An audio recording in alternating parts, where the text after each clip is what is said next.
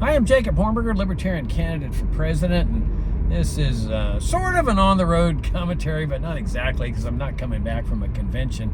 I'm actually coming back from a hike with my dog, my Princess Cassie.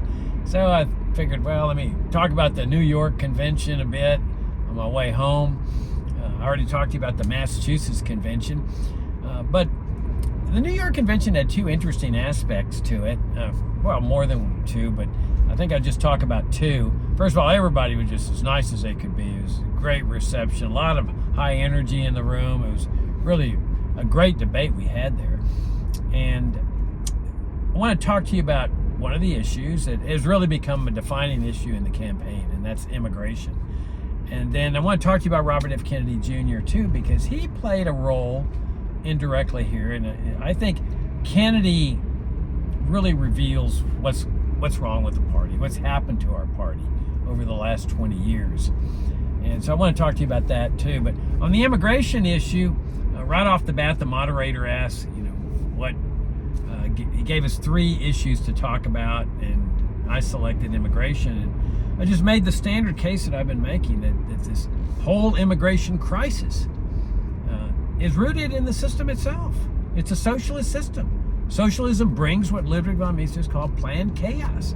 It's based on central planning, government planning, the movements of people, millions of people in a very complex labor market. It just cannot be done. Ludwig von Mises called the results of central planning planned chaos. That's what brought down the Soviet Union, was central planning. And it's just, it's an inherently defective system. You often hear that, oh, the immigration system's broken, Jacob, it's broken, we got to fix it, we need immigration reform, which is essentially the position of all my opponents. And I keep saying it's not a broken system. It's an inherently defective system, because socialism is an inherently defective system. It cannot be made to work, no matter what reform you adopt. You can put the most brilliant people in the world, all, scientists, political scientists, sociologists, whatever, libertarians, computers, everything in a room for a month to solve the immigration crisis. They couldn't do it, because it cannot be resolved. It's an inherently defective system.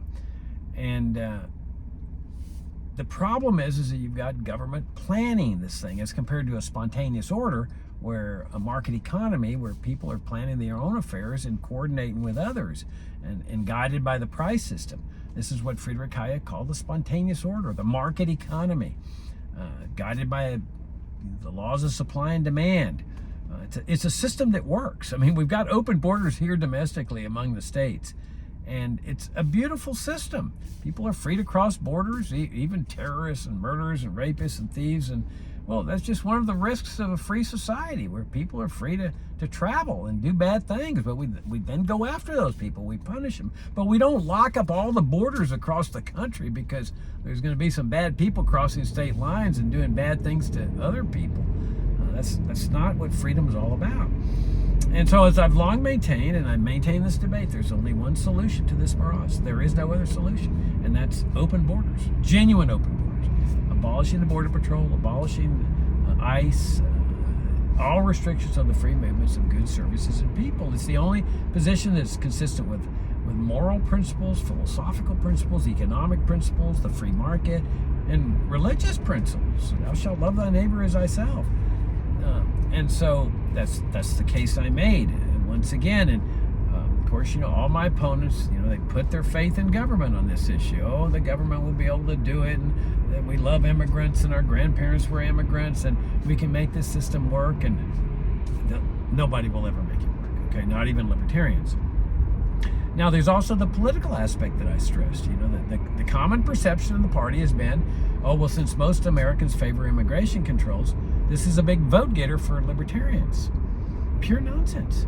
It's not a vote getter for libertarians. If it were, we wouldn't have gotten 1.1% 3 years ago. Two of my opponents ran for Congress just a year and a half ago with this immigration control reform system.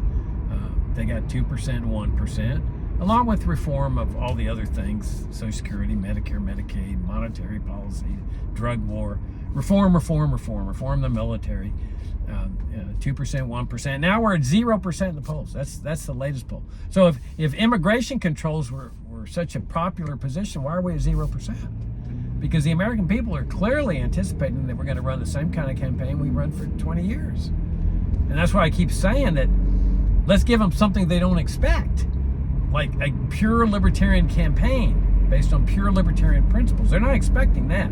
They're expecting us to do the same thing we've been doing for 20 years, and we're at 0%. And by that, they're saying, we don't care how much we hate Biden and Trump, we're still not voting for your message of reform, which is really a form of welfare warfare state serfdom, okay?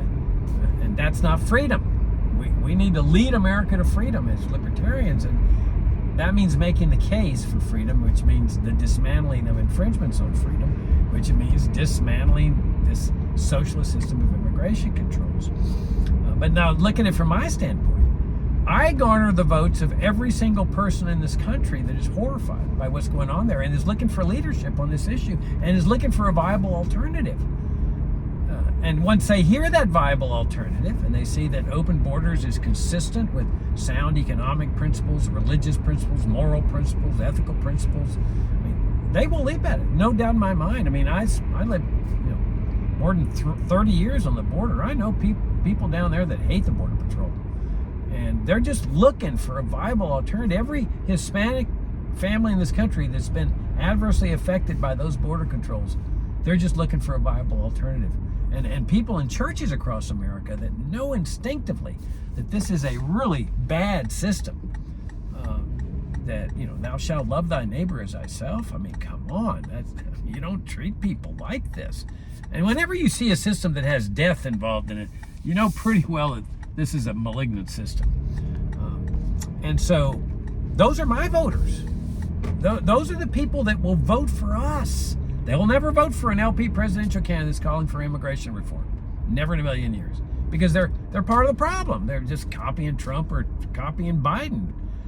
But by leading with our position, open borders has been our position for more than 50 years in this party, since its founding. And it's in the platform. Granted, the trend for the last 20 years has been toward the right wing, toward immigration controls. But we need to just restore the founding principles of this party, not just on immigration, but Social Security, Medicare, Medicaid, education, the founding principles of liberty, and reject these Republican-like positions. It's been a failure, and we need to acknowledge it's been a failure to move in that direction. So those are my voters out there, and I have no doubt it's a large block of voters. And now you're talking about breaking into the polls at a much different level, because now you're giving the American people something they're not expecting, a campaign of principle for what we call a party of principle. All right, so then there's Robert F. Kennedy Jr. Right next to our table at the convention was a big exhibit table for Robert F. Kennedy Jr. So there's libertarians there in New York and elsewhere that are supporting Robert F. Kennedy's bid to be president. Not only as an independent, okay, he's outside the party, but also trying to get him to come into the party and seek our presidential nomination.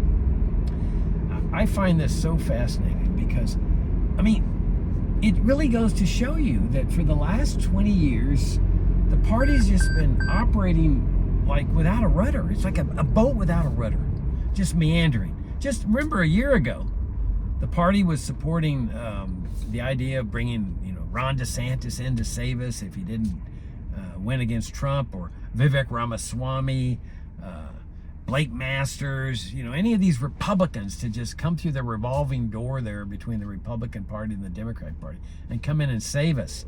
And with their support of immigration controls and their Social Security reform plans and so forth, school vouchers and so forth.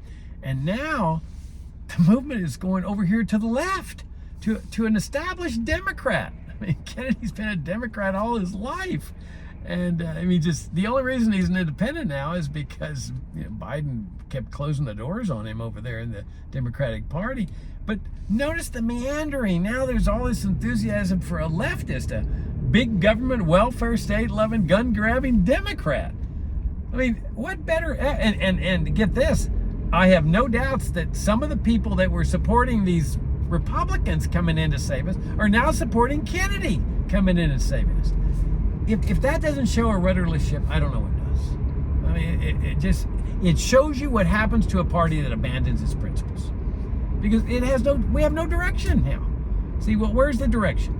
Now, notice also there's a little conflict of interest here. These libertarians are helping Kennedy get on the ballot access, get his signatures, especially there in New York where they need a lot of signatures. But they're also helping the Libertarian Party get signatures. And so while they help Kennedy, that's soaring the prices of the petition gatherers because it's laws of supply and demand. So a signature gatherer that's charging $4 a signature that all of a sudden is now charging $8 a signature, obviously that's going to have an impact on the Libertarian Party, whose funds are limited. And yet these libertarians, I don't think have thought it through, that by splitting their loyalties with Kennedy and the Libertarian Party, they're actually hurting the Libertarian Party and with that split. But then it also hits me though that these people that are supporting him are sitting there saying, well, there's really not much difference between Kennedy's message and those of the standard Libertarian Party presidential candidate, at least not with respect to the welfare state. I mean, Kennedy is a big supporter of Social Security and Medicare and food stamps and public schooling. Well, that's the whole message of the standard Libertarian Party presidential candidate, including my opponents. Save Social Security for the next 25 years minimum. Next generation. We got to support our seniors through the coercive apparatus of the IRS and the initiation of force, Jacob, because otherwise people die in the streets. That's Kennedy's message too. I mean, he's a welfare state Democrat, and then he's a big supporter of immigration controls. He's right on the same page as my opponents in this race. I mean, he wants to seal the border, just like Trump does, just like DeSantis does. So I can kind of see where these people are going. They're supporting Kennedy. They're saying, well, it's going to be the same message basically anyway, so we might as well have Kennedy carrying the message than to have a presidential candidate that nobody knows. But you see, this shows you what happens when you start abandoning principles. Because it's a slippery slope. When you start abandoning principles at least 20 years ago and you think, okay, we're going to compromise on Social Security and Medicare to try to get Republican votes. Yeah, okay, it violates the libertarian non-aggression principle. Yeah, it's based on taxation. Yeah, it violates the pledge we all take, but we just can't worry about that. And same with vouchers. Yeah, it's a socialist program that relies on the initiation of force, taking money from one group of people through taxation to fund another group. But hey, what the heck? And we'll just send out fundraising letters from the LNC or the National Party hierarchy that advocate school vouchers or advocate libertarians taking over the government school systems, which is another socialist program, massive socialist program. And let's call for immigration controls because Republicans will never vote for us. And how are we going to take votes away from Republicans if we favor open borders? So you go down this slippery slope and you redefine libertarianism as essentially Republican light. You take all these Republican positions that Johnson brings in from the Republican Party, you redefine them, all this reform as libertarian and freedom oriented and freedom leaning, and then you start attracting more Republicans that bring in their baggage even more, and you end up with this really weird situation where now people in the party are supporting this leftist. I mean, I find it absolutely fascinating. And it's all I consider normal. I'm looking at this and saying, this ain't normal at all. I think it's just an absolute disaster. And it goes to show you what's happened to our party. And why we need to get this party back on the right road. Because you see, the notion has been for 20 years that our genuine principles, the principles I'm enunciating in this campaign, are a liability.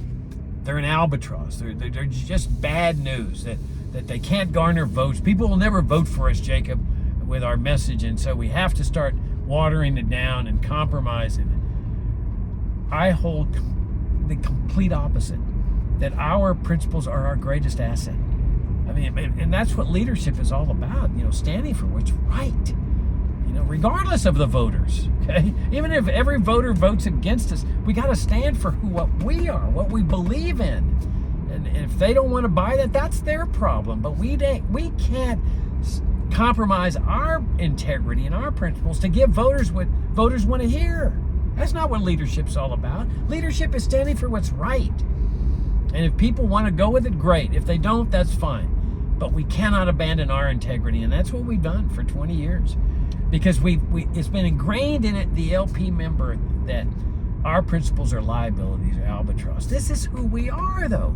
We are libertarians. And I believe that our principles are our greatest asset, and I hold that they are also a vote getter. You see, that is my contention, that this whole myth that our principles are liabilities has been totally false, and it still is false. I contend this is what can vault us into the 10 to 15% category.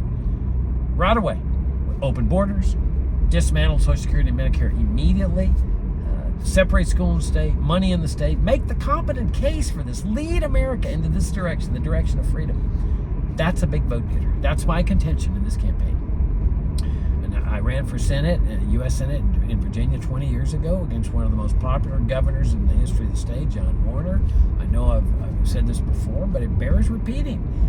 The Democrats weren't running anybody, but I knew they'd never vote for me. I'm calling for the immediate elimination of Social Security, Medicare, public schooling, open borders, and I knew that the Republicans would never vote for me. I didn't care, because I ran on this package of principles, of pure principles. I just instinctively knew there were people out there that will vote for this package, that will never vote for a reform-oriented LP presidential candidate. That's why we're at 0.